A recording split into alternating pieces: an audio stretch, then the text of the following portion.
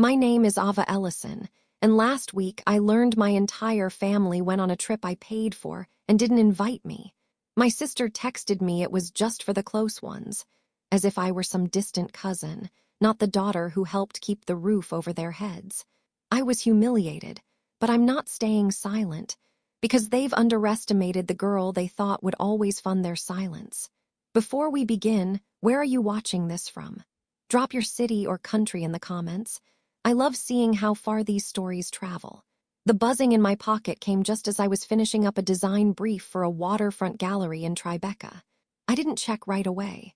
My coworkers were in good spirits, laughing about someone's dating disaster, and I was mid-smile when instinct made me glance at my phone. There it was, my sister Claire's message in the family group chat. One line, not even a wave of emojis or a thanks. We're back from the family trip. It was just for the close one's smiling face with smiling eyes. I froze. The smile slid off my face so fast it was almost comical. Except it wasn't. It was cruel. The same trip I had Venmoed $1,800 toward last month after a guilt-riddled call from my mother about how much it would mean for the family to reconnect. The flights, the Airbnb, the rental van, all covered. By me. I had assumed I'd get an itinerary. Maybe a call to finalize dates, not this. My fingers hovered over the keyboard, suddenly unsure. The open office suddenly felt too open. My screen blurred slightly, not from tears, but from that numb, hot wave that hits when your reality shifts sideways. Like stepping into a room where the furniture's all been moved. I typed back a quick message. Wait, what? You already went? Nothing. Claire was typing. For a second. Then the dots disappeared. I opened my dad's contact and texted him privately.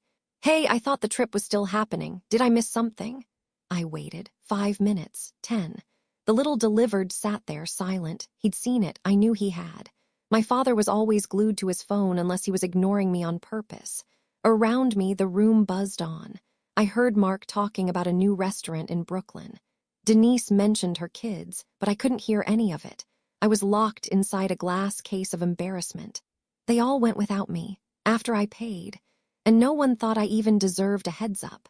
For a moment I considered making a joke about it to my coworkers, lightening the moment.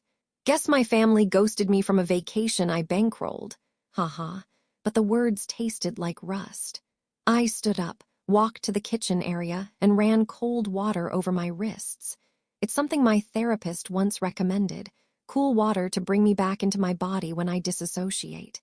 Because this wasn't the first time my family had made me feel invisible. It was just the boldest. I glanced at the chat again. Claire had sent a photo in the meantime. Everyone was gathered around a fire pit somewhere piney and expensive-looking. Matching flannel, marshmallows, my mom laughing at something Claire's husband had said. I wasn't even mentioned. Suddenly, it all made a grotesque kind of sense. Claire was always the golden child. The sweet one. I was the one they liked to say moved too fast, thought too big, acted too sensitive. But apparently I was useful enough to fund the togetherness. My thumb hovered over the message Claire had sent. I could see it clearly over and over again. Just for the close ones. What was I then? Collateral? I didn't reply again. I didn't ask questions. If they were bold enough to take my money and exclude me, then I was finally ready to stop pretending I didn't see what this was. A pattern. And patterns don't break until someone breaks them. I used to think love came in the form of applause. So when I didn't get it, I assumed I hadn't earned it. Growing up in Long Island, our house always smelled like lemon pledge and overcooked chicken. Everything was beige, walls, values, expectations. Except for Claire. Claire was pastel pink and baby blue and glitter sparkle hair clips. Claire smiled just the right amount. She played the piano badly, but with poise. When she won Most Friendly in 8th grade, my parents threw her a little cake celebration. When I won the Regional Architecture Design Challenge in high school, Mom glanced up from her Sudoku and said, "That's nice, honey. Shouldn't you be studying real subjects?" I was the smart one. That was my lane. It sounds like a compliment until you realize smart was just code for different, difficult, or less lovable. Claire got hugs and hair advice. I got expectations and silent nods.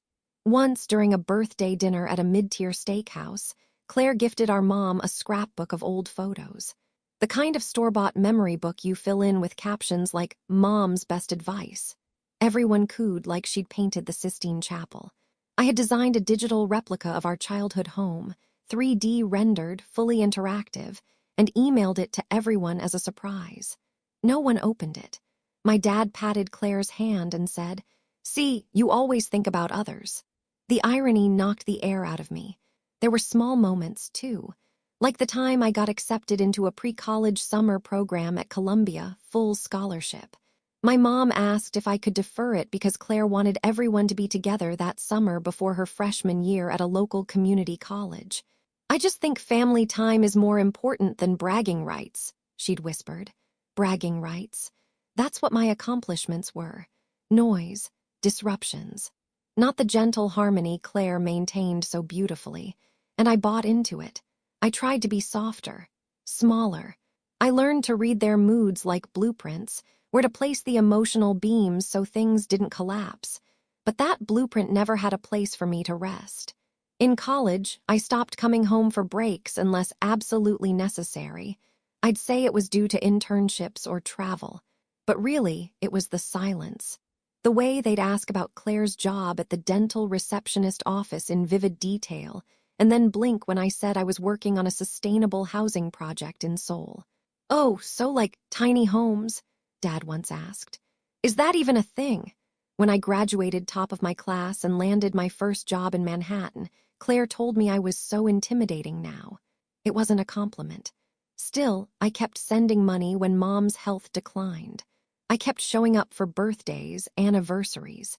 I kept texting Claire updates, even when hers were filtered selfies with captions like blessed and busy, because some part of me still wanted in.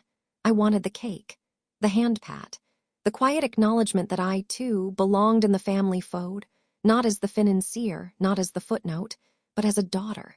But every memory reminds me that I was raised to feel like the extra. Even now, as I sit in my studio, I can hear echoes of those kitchen conversations from our Long Island home. My mother stirring soup saying, "Claire just has that softness men like." My father chuckling. Me quietly wiping my muddy shoes by the back door after another long day at robotics club, wondering what softness I lacked. What would they have done if I had failed? If I hadn't been useful? That thought claws at me more than I'd like to admit. Because when you're raised on conditional love, success becomes your only language. And when that language is ignored, you wonder if you ever existed in their world at all. It started with a phone call I nearly missed. I was rushing through a rain-slicked crosswalk on Canal Street, balancing a coffee in one hand and an architectural model box in the other, when my mom's name lit up my screen. I hesitated. We weren't the call just to chat kind of family. When she phoned, it meant someone had died or needed something. This time, it was her lungs. "The doctor says there's fluid buildup again," she said, breath hitching on the other end. "I'm not asking for anything, Ava, I just wanted you to know." Which, of course, was her way of asking. By the time I called back later that night, she'd already planted the seed. Dad came on the line, pretending to be casual. "She's too proud to say it, but things are tight," he said. "Hospital co-pays, the pharmacy bills, and you know the house. The mortgage company's been circling like vultures." My stomach knotted. I asked if they'd considered refinancing or selling. "We built that house, Ava. Your childhood's in that drywall." He knew how to aim. And so, with the click of a DocuSign and a short email to my accountant, I started covering half the mortgage, just for a little while, just until things leveled out. I told myself it was temporary. I even made a color-coded spreadsheet to track the payments. Set a reminder on my calendar, review family mortgage, Dec 2020. That was 5 years ago. The reminder still pops up every December. I just started ignoring it like they ignored me. At first, they were grateful, sort of. Mom sent me a card with a pastel flower and a short message. "You're such a blessing. Claire helped pick this card out." That last line stung more than it should have. Claire never offered to help, but she always made sure to be visible in the thank yous. Months passed, then years. The payments were automatically drafted from my account each month. $1,276.42, like clockwork. No one brought it up again. Not even when Mom recovered enough to go back to her quilting club. Not when Dad bought a new grill on clearance. Not when Claire threw a backyard engagement party and posted videos of champagne popping against string lights. I tried bringing it up once. I emailed Dad and Mom a polite note, attaching a PDF titled Mortgage Review, AVA. I outlined the total I'd contributed, suggested sitting down to revise the terms. Maybe it was time to shift the burden, share it, end it. No one replied. Claire texted me 2 days later. Mom said you're being very spreadsheet about things again. Relax. Relax. I stared at that word until the letters stopped making sense. You don't relax when you're handing over nearly 15 grand a year without acknowledgement. You don't relax when the people you love keep you in their lives only by direct deposit. But I did relax. Outwardly. I let it slide. Told myself maybe they just didn't know how to talk about money. Or maybe they assumed I'd tell them when I was ready to stop. As if responsibility was my default setting and they'd just grown used to leaning. I never even got a receipt. Just silence and the occasional text from Claire showing off a new throw pillow or manicure with the caption, "Self-care day nail polish, I was keeping their house from collapsing." They were busy exfoliating. And the truth is I let it happen. Because deep down I thought maybe generosity would earn me something. A seat at the table. A moment of warmth. A thank you that didn't come with a sarcastic wink. But what I got was a private link to a vacation album I wasn't part of from a trip I paid for. The real problem wasn't the money. It was the way they erased me with it. Because if you give long enough without being seen, you start to vanish in your own life. I wasn't used to praise that didn't come with strings. So when Marion, my boss, pulled me aside after our Monday pitch meeting, I half expected a correction. Maybe a reminder to format the presentation differently, or a subtle managerial good effort. But instead, she leaned back against the edge of the conference table and smiled. "Your museum proposal," she said, tapping the stack of glossy renderings, "is the most emotionally intelligent submission we've ever had." I blinked. "Really?" she nodded. "The way you layered the gallery flow, inviting visitors inward instead of overwhelming them. That's not just design, that's empathy." I felt my chest rise with something sharp and unfamiliar, pride. "Listen," she went on, "Barcelona's launching a new international project, adaptive reuse of post-industrial spaces. I want you leading the proposal. Think global, think personal, you're ready." I managed a nod. My voice cracked when I said thank you. As she walked out, I stood there for a full minute staring at my hands. They looked different somehow, like they belonged to someone becoming someone. That evening, I got home to my tiny but sun-drenched Manhattan apartment, changed into sweats and curled up by the window with a celebratory glass of wine. I took a photo of the sunset, attached it to a message in the family group chat. "Big news, I've been offered a lead role on an international museum project in Barcelona." Smiling face with smiling eyes, I waited. Claire replied first. Party popper woman dancing, no words, just stickers. A digital clap with the sound turned off. Then nothing. No reply from Mom. No acknowledgement from Dad. No follow-up questions. Not even a wow.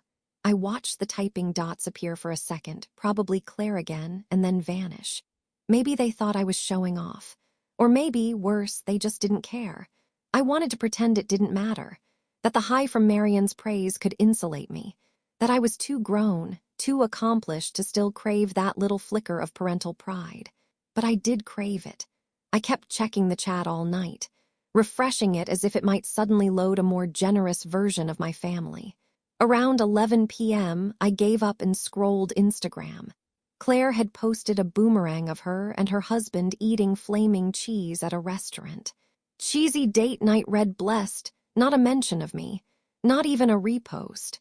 I stared at my wine glass, the fading sunset, the glowing city outside my window.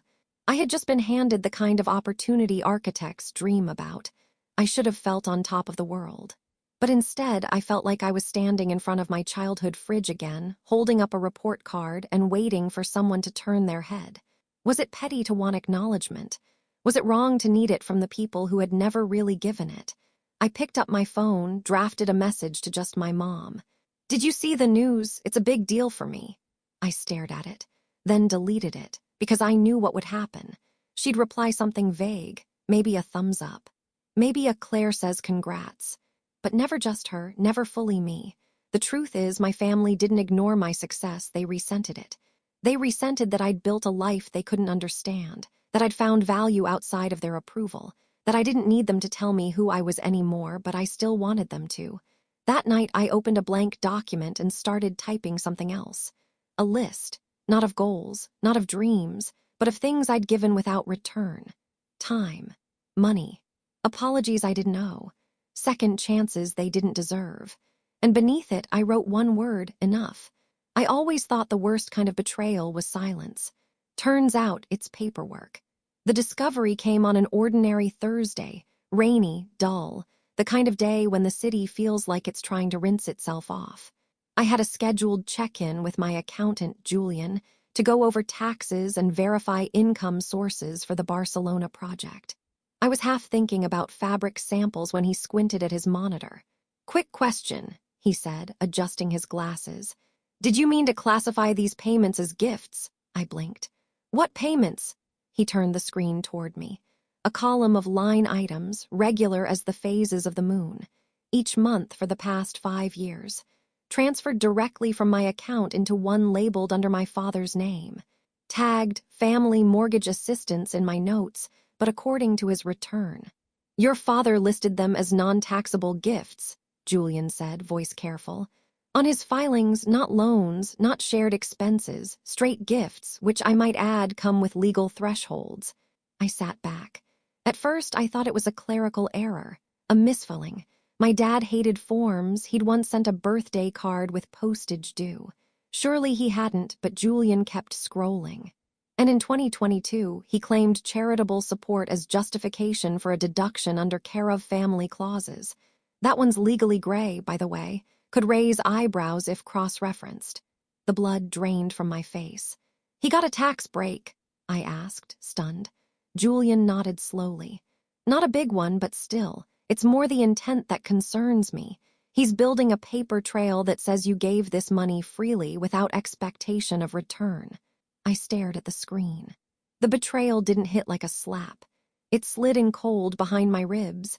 That money, that help was supposed to be temporary. A lifeline, not a ledger trick.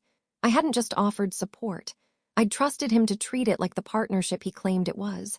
Instead, he'd turned it into leverage. Claimed it as generosity from his daughter while keeping me at a distance emotionally, and now financially too. It explained so much, the lack of acknowledgement, the silence, the weird, chirpy avoidance every time I tried to discuss ending the payments. He never wanted to end them, not because he needed them, but because he'd figured out how to benefit from them behind my back. "How bad is this?" I asked, voice low. Julian folded his hands. "Well, the IRS might not chase it unless you challenge the classification. But if he's misrepresenting your funds and you don't agree with how they've been used or reported, you have grounds to act. Especially if there was no formal agreement." "There was trust," I whispered. Julian didn't say anything to that. After I left the office, I sat on a bench outside a florist's shop and just watched the petals sway in the wind.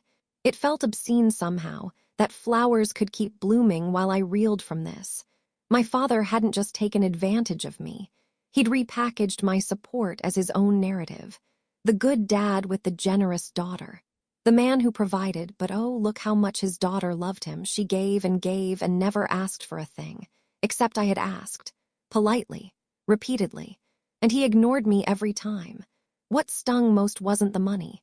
It was the permission he took to rewrite my intentions, to profit from my guilt, to build a story where I was the naive benefactor instead of the careful, hurt, hoping daughter trying to stay connected. He didn't just take my money. He took my narrative. And now I was going to take it back. Some people keep love letters in shoeboxes. I started collecting receipts, bank transfers, email threads, screenshots of messages Claire had sent when asking for a tiny boost this month, followed by Instagram stories of her at spas. PDFs of wire confirmations to the mortgage company, dated and annotated. Not out of spite, at first, out of clarity. Because when someone rewrites your generosity as exploitation, the only way to survive it is by putting the truth on paper. My therapist, Dr. Ellis, leaned forward as I told her about the meeting with my accountant. That must have felt like betrayal layered on top of abandonment, she said gently. I nodded. And stupidity. She smiled, not unkindly. Ava, you were raised to believe your value depended on what you gave. And you gave with hope. That's not stupidity. That's survival. We sat with that for a moment. Her office was calm, minimalist. A little plant grew stubbornly toward the light. I want to cut them off, I said finally. Not out of anger, but because I can't keep playing a rigged game. Dr. Ellis nodded. What would that look like? I'd write a formal letter, copy the lawyer, end all financial connections. No drama, just clean lines. And emotionally, that part I hadn't mapped out yet. Because for all the strength I'd learned to display, the promotions, the proposals, the polished versions of myself I carried into rooms, there was still a kid inside me with scraped knees, holding out a report card, waiting to be seen. But I was tired of waiting. So I went home and opened a fresh document. Subject: Termination of Informal Financial Agreements. That's how I titled it. I wrote in plain language. No flourishes, no guilt. I stated the facts. The timeline of support, the lack of formal arrangement, the misclassification of funds, the ignored communication. Then I wrote one paragraph I hadn't expected to flow so easily. This is not an act of revenge. It is an act of reclamation. I am choosing to end a dynamic that has asked me to love at the expense of my dignity. I wish you health and stability, but not at my expense. I read it aloud. The words felt like armor. I copied in the family lawyer's email. Set a reminder to send it Friday. And then I spent the next day doing something I hadn't done in years. I made a playlist for myself. Not for a party. Not for background work music. Just for me. Songs that didn't remind me of anyone else. No shared memories. Just lyrics I could claim as my own. Later that evening, I opened a new folder on my computer and named it Freedom Kit. It held my financial timeline, the emails, the screenshots, the therapist summaries, everything I might need if they tried to twist the truth again. I knew they would.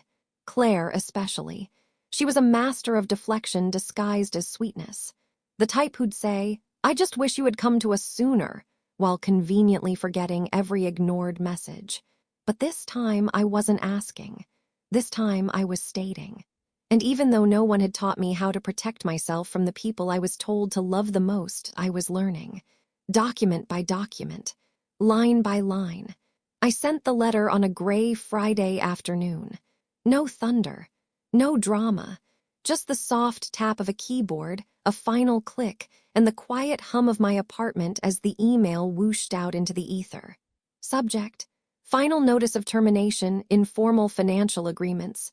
To Dad CC. Family law at Thompson Bertelgal, attachment. PDF notarized the moment it was gone. I stared at the screen, half expecting it to bite back. Nothing happened. The cursor blinked calmly, indifferently. The city outside my window carried on like always. I closed the laptop, sat back, and exhaled, long, slow, hollow. It wasn't relief. Not yet. I'd written the letter in calm, professional language. No accusations. Just a clear timeline citing every payment, every attempt to renegotiate, every ignored message. The tone was restrained, formal, but make no mistake, it was final. Dr. Ellis had advised me to write it from a place of boundary, not blame. Imagine you're protecting your future self, she'd said, not punishing your past one. Still, it took everything in me not to end it with, and P.S., I'm not your bank. Instead, I left it clean. Let the facts speak for themselves.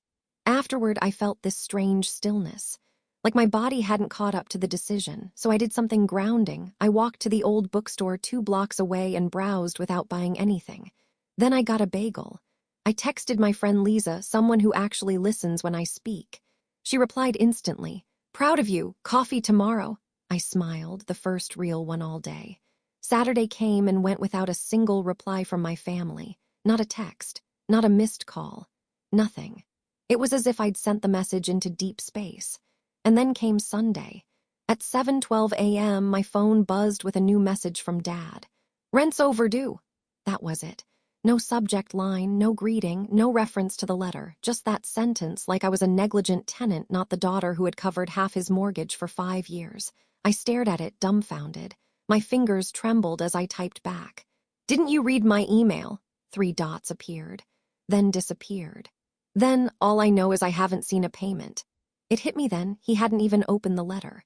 Or worse, he had and was pretending not to. That twisted my stomach more than I expected. Not because I thought he'd change, but because even now, after I'd laid it all out with surgical precision, he was still playing dumb, still reducing me to a dollar amount. I was no longer the daughter. I was the transaction, so I didn't reply again. I didn't try to explain or soften the blow. I let his message hang in the digital air, unresolved, just like all the ones I'd sent before that went unanswered. Later that day, I met Lisa for coffee at a tiny cafe that smelled like cinnamon and books. She'd been through a similar family break years earlier, different details, same core wound. She let me talk, nodding, not offering platitudes, just space. I keep wondering if I overreacted, I admitted. If maybe I should have given them more time, been clearer. She stirred her latte slowly. Ava, you've been giving them time since you were old enough to speak. They heard you, they just didn't care. The words landed like a truth I hadn't wanted but needed. And just like that, the weight shifted. I wasn't waiting anymore. The first time my dad called me dramatic, I was 12. I had cried after Claire tore a sketch I'd made of a treehouse I dreamed of building. It wasn't the drawing, it was that no one said anything. My mother kept stirring the pasta, and my father had looked up from the newspaper just long enough to sigh. Don't be dramatic, Ava, it's just paper. Now, decades later, the word returned, this time unsaid but loud in the silence that followed my letter. Sunday afternoon drifted into evening without another word from him, but I knew it wasn't over. By Monday, I had almost convinced myself it might stay quiet, that perhaps, somehow, the message had landed. But then at 9:04 a.m., my phone buzzed again. You're officially behind. I expect the next payment this week. No greeting, no acknowledgement, just cold, flat entitlement. I didn't respond. Instead, I stared at the words like they were written in another language. Behind, expect, payment. The audacity of it stunned me. This man, my father, had ignored every message, twisted my help into a tax advantage, and now was treating me like an employee who missed payroll. My hands clenched. I typed slowly. Dad, I sent you a notarized termination of all financial obligations. It's over, you know this. Seconds later, you don't get to just walk away after everything we've done for you. There it was. Not a conversation, a declaration. We meaning him and Mom, presumably. Maybe Claire, too, if she wanted to ride shotgun in the guilt parade. Everything we've done, as if giving birth and letting me live in their house for 18 years was some kind of invoice they'd never stop charging. I stared at his words until my breath came shallow. How do you argue with a man who thinks parenting was a loan? I considered calling, letting him hear the disgust in my voice, but I didn't trust myself not to cry, and he would have heard that as weakness. So instead, I texted one final time. This is not a conversation. The letter is legally binding. Do not contact me about this again. I blocked his number. Then Claire's. Then even my mother's, though that one took a little longer. My finger hovered over the screen for a full minute before I pressed down. The silence afterward was deafening, but somehow it felt clean. I sat at my kitchen table, shaking as the realization settled in. They weren't just indifferent. They were willing to become adversaries the moment I stopped being useful. There's something uniquely painful about watching love turn into litigation. It strips away every illusion you held onto, every birthday card you reread, every moment you clung to as proof that maybe, just maybe, you were seen, valued, cherished. Instead, I was an account number, a withdrawal line, a service they assumed would always renew. Until I didn't. I told myself I was going for closure. Maybe that's true. Maybe I needed to see the door swing shut to believe I'd really walked through it. So I drove out to the house. Our house. The one I'd helped keep standing while the others hosted barbecues and bought fall wreaths from Pottery Barn. I hadn't been back since Christmas 2 years ago, when Claire gifted our mom a monogrammed throw blanket and everyone acted like she'd discovered electricity. The driveway looked exactly the same. Neat, middle class. Shrubs trimmed just enough to suggest care, not obsession. The American flag still hung over the porch. Nostalgia punched me in the throat, but it didn't soften anything. I rang the doorbell, and Claire opened the door. She looked surprised, but only for a second, like she'd been waiting for this, just didn't know the day. Ava, she said, voice light, eyebrows high. Wow, okay, I nodded. I need to speak to Dad. Claire leaned against the doorframe like it was a stage entrance. He's not home. It was automatic, too fast, I didn't buy it. You didn't even check. She folded her arms. Well, this is clearly about the letter, and honestly, you're being so dramatic. There it was again, that word. The one they lobbed at me any time I asked for basic respect. Claire, I said evenly, this isn't about drama. This is about 5 years of being exploited. She sighed deeply, theatrically, like I was the exhausting one. I don't know why you're making everything so heavy, she said. You helped out, that's what families do. No, I said, stepping forward. Families talk. Families don't lie about taxes or ignore requests to stop payments. Families don't go on vacations funded by people they exclude. Her eyes flashed just for a second. It was a small trip. You called it a family trip. I was your family until I stopped being convenient. Claire's face changed then, like a curtain dropping. Oh my God, Ava, she snapped. Do you ever stop playing victim? You chose to be the martyr. You send money and then act surprised when people accept it. I stared at her. I never acted surprised. I acted hurt. There's a difference. From inside, I heard the clink of teacups, my mother. Claire turned slightly, blocking the view. You really want to drag Mom into this, she hissed. She's finally sleeping again. You'd upset her, and for what? To feel righteous. She's already in it, I said quietly. She knew. She let it happen. Claire stepped out and closed the door behind her. She was barefoot, wearing house slippers that said grateful in cursive gold.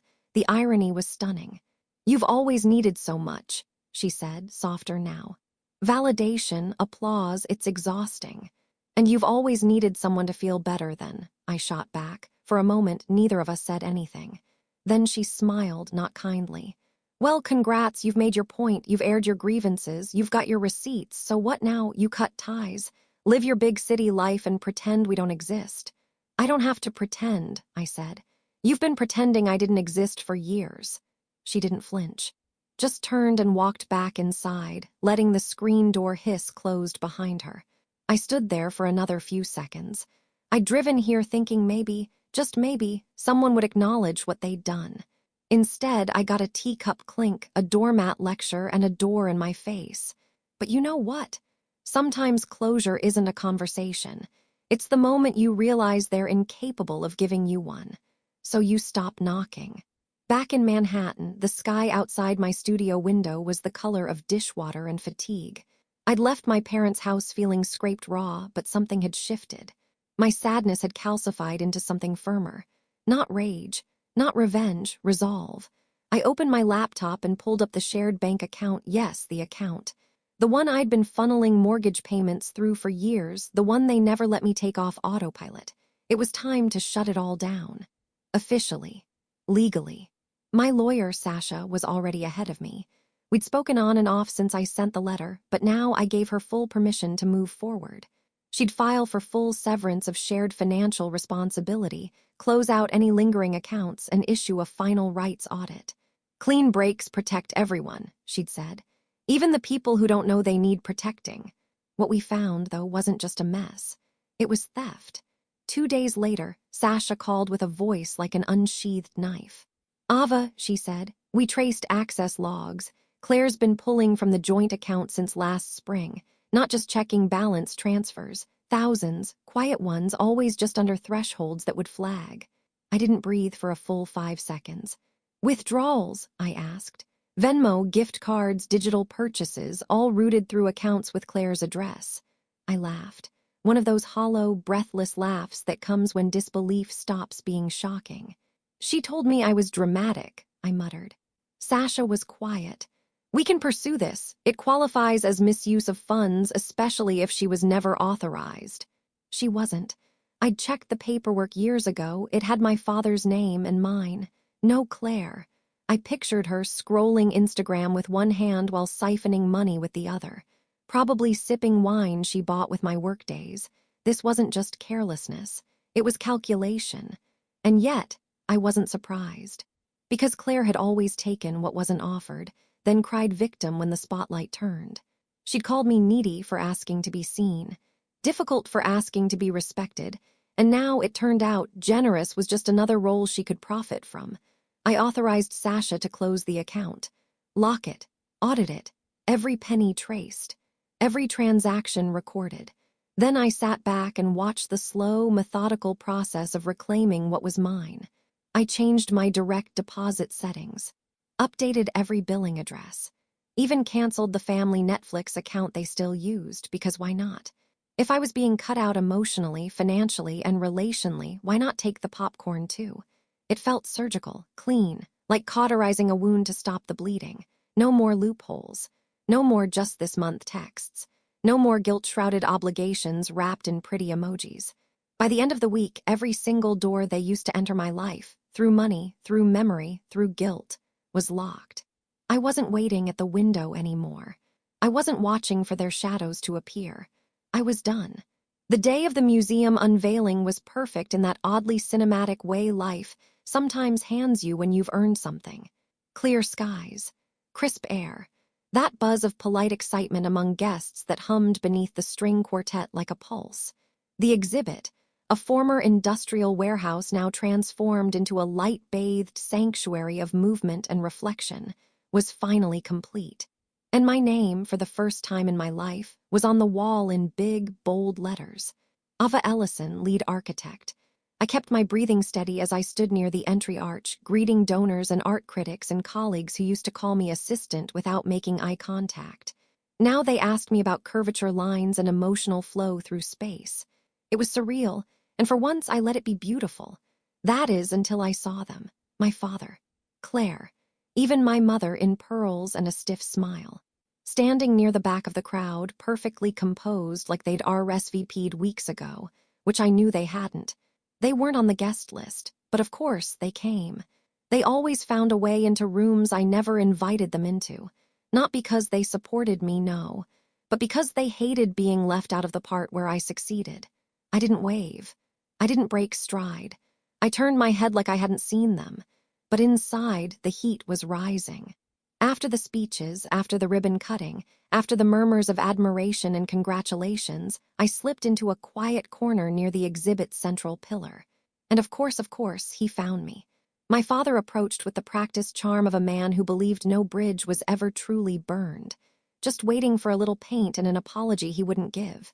"You look like you've done well for yourself," he said. I said nothing. He glanced around, then leaned in, voice low. "We need to talk." "No," I replied, calm. "We really don't. You can't just walk away from everything we've done for you." The words snapped like ice. Everything we've done. I turned to him fully then, letting him see the woman he didn't know. Not the daughter, not the account number, the architect, the adult. The woman who no longer owed him a thing. I reached into my bag and handed him an envelope. His eyebrows lifted. "What's this?" "Your final statement," I said, cleared to 0. Inside was a printout from my lawyer, confirmation of account closures, signed release forms, and the last audit. I watched his mouth tighten as he skimmed the page, but that wasn't all. There was something else in that envelope tucked behind the paperwork. A second document, anonymous, notarized. One I had submitted 2 weeks ago. It was a first-hand account, mine, about financial coercion in families, especially in upper-middle-class homes where guilt was dressed up as tradition and exploitation masqueraded as love. It didn't name names, but the timeline, the facts, they were specific enough to sting. A prominent online magazine had picked it up. It was scheduled to publish next week. He looked up from the papers slowly, eyes narrowing. "What did you do?" I smiled, not cruelly, just honestly. "I told the truth," I said, "and I stopped paying for silence." His jaw clenched. From across the room, Claire was watching. I saw her whisper something to Mom, who suddenly seemed very interested in the floor tiles. Dad opened his mouth like he wanted to argue. But for the first time in my life, he didn't have the words. I didn't wait for him to find them. I turned, walked back toward the exhibit, and greeted a curator who had just arrived from Spain, Barcelona to be specific. Because while they came to witness what they thought they built, I was already stepping into what I'd built myself. Free. The article dropped on a Tuesday. It didn't trend immediately. Just a few quiet reposts from advocacy pages and nonprofit accounts focused on financial abuse, terms I hadn't used before but now knew intimately. The headline was clean. direct. The hidden cost of family. When support becomes leverage, it was published under anonymous. But for anyone who knew the rhythms of our life, it was unmistakable. The dates, the amounts, the city, the silent daughter who sent money, then vanished. By Wednesday morning, it had passed 10,000 shares. By Thursday, a popular journalist had quote-tweeted it with, "This is more common than you think. Financial exploitation doesn't always wear villains' clothing. Sometimes it wears a smile and asks you to be grateful." The story blew open. I didn't say a word online. I didn't repost it, didn't engage. I let the narrative live its own life now, free from my edit button, from my guilt. But I read the comments, hundreds of them. "This is exactly what happened to me with my uncle. I thought I was alone. They gaslight you into thinking you're selfish just for setting boundaries." Each one hit like a gentle hand on my shoulder. And then came the texts. From distant cousins I hadn't heard from in years. A few old high school friends. Even someone I barely remembered from college who said, "I always wondered how you kept going." But not a word from my parents, not from Claire, until Friday. That morning I got an email, just a subject line, "Wow." It was from Claire, no body text, just that one word. Wow. I didn't reply because it wasn't shock. It wasn't apology. It was exposure. That message wasn't regret.